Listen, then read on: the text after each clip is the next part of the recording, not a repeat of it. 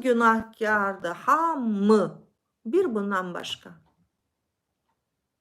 Buna nə deyirlər? Buna deyirlər ki, özün yazıq halına qoymaq və həmişə istəmək ki, kimsə buna elə desin, qorxma qoçağım.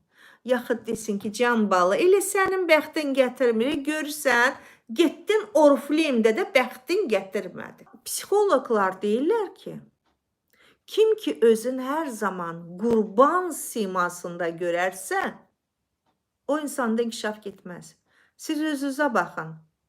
Siz əgər komandama gələn hamısı satmağa gəlib, yaxud komandama gələnin heç biri pul qazanmaq istəmir.